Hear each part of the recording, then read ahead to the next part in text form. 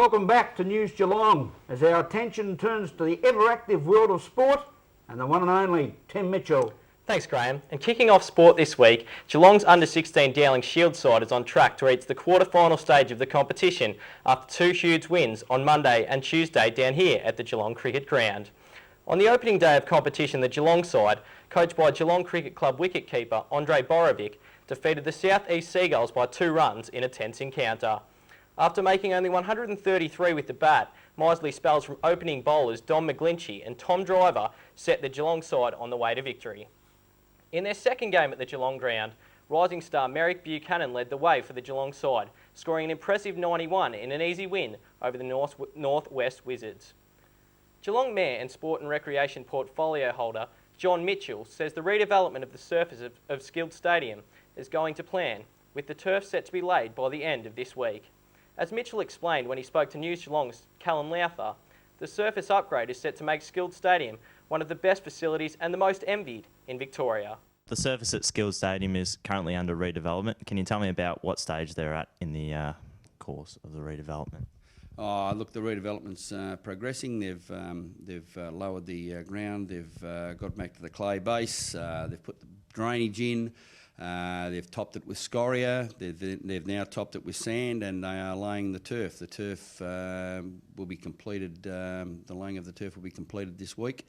There's plenty of water going on it. I was down there the other day. It looks fantastic, as it should for a $2 million project, and the drains are working very, very well, and that was one of the problems with the turf before. It was compacted and it wasn't draining right.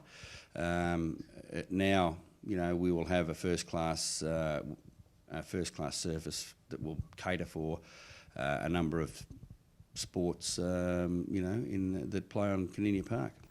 Speedway action has continued out at Avalon Raceway over the last week, with the circuit hosting the National Super Sedan Series. Brett Swanson was on hand to take in all the action for News Geelong. Giles on the bottom, Smee on the outside. Watch McCallan and Glazebrook come together.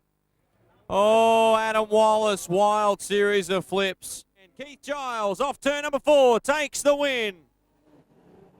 Nathan Smee home in second. Green this time. Pascoe, Corn on the outside. McHugh follows him through. Down the back straight away. Corn going backwards as we've got a lap. Corn still on the outside, and unfortunately for Desi Corn, rode the right front wheel of Kevin Pearson, Randall, Hughes, Jordan.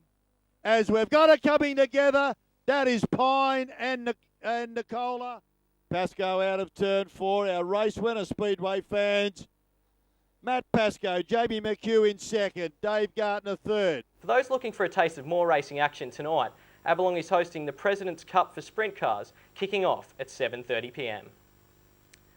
Finally in sport this week, preparations continue to take place for the UCO World Cycling Championships in September, with the City of Greater Geelong preparing to take in a number of tourists and also cyclists for the event. As Callum Lowther found out when he spoke with Geelong Mayor John Michell, the event is said to have a significant impact on the entire region, with 7-time Tour de France winner Lance Armstrong expected to ride. How important was it for Geelong to secure this event? Oh, it's vitally important, Callum. This will be the biggest event that Geelong's ever seen, one would imagine. There's 45 hours of live television. We expect around 300,000 spectators, with 60% of those coming from outside the region. There's a global television audience that's anticipated to be around 400 million. So that in itself speaks for itself. Like Geelong will be on the world stage. Geelong will be on the map for a number of people that probably don't even at this stage know where Geelong is. So, it's of vital importance. It puts us out there. It allows people to know where we are. And out of all of this is statistics will tell you that if you get visitors to Geelong or anywhere in an event like this, there's some 30% will repeat visit. So it's great for our tourism as well. So both globally, nationally, and locally, it's a massive event. Lastly in sport, the Geelong Cricket Association will hold its inaugural 2020 final this coming Tuesday on Australia Day, with East Belmont taking on Grovedale out at West Oval, with action beginning out at the West Oval at 3 p.m. And also quickly in 2020 news, the BPCA competition is also set to kick off down on the Bellarine Peninsula. And that's Stumps for sport this week, Graham. Thanks very much, Tim. Up to date with the world of sport. Now, We've sweltered, we've got ourselves wet, we've had to put on our shorts, our long pants and jumpers over the past week. Larni Salathiel joins us with the next round of Geelong weather. Larni, long pants or short? Well, Graham, you just never know with Geelong weather. We've had a couple of very cold, unusually cold days for this time of the year. So let's take a look at this week's weather. Tomorrow, partly cloudy, isolated showers until late afternoon with a maximum of 29.